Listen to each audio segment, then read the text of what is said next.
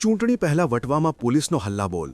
અમદાવાદમાં નગરપાલિકાની ચૂંટણીના પડઘમ વાગતાની સાથે જ પોલીસ એક્શન મોડમાં આવી ગઈ છે.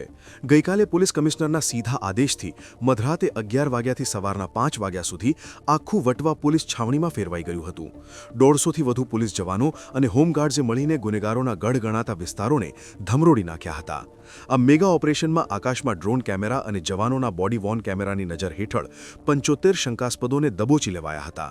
પોલીસે 55 રહેણાંક બ્લોક અને 45 વાહનોનું એવું સઘન ચેકિંગ કર્યું કે અસામાજિક તત્વોમાં ફફડાટ વ્યાપી ગયો છે. આ ઓપરેશન દરમિયાન 435 વિદેશી દારૂની બોટલો સહિત દેશી દારૂ અને ડ્રિંક એન્ડ ડ્રાઈવના ગુનાઓ પણ નોંધી કાયદાનો સપાટો બોલાવ્યો છે. ત્યારે હિસ્ટ્રી શીટર અને નશાના સોદાગરો હવે ચેતી જાય, કારણ કે પિક્ચર હજુ બાકી છે. પોલીસના જણાવ્યા પ્રમાણે આગામી દિવસોમાં પણ આ પ્રકારનું કોમ્બિંગ નાઇટ ઓપરેશન ચાલુ રહેશે અને ગુનેગારોને જેલના સળિયા પાછળ ધકેલી દેવામાં આવશે.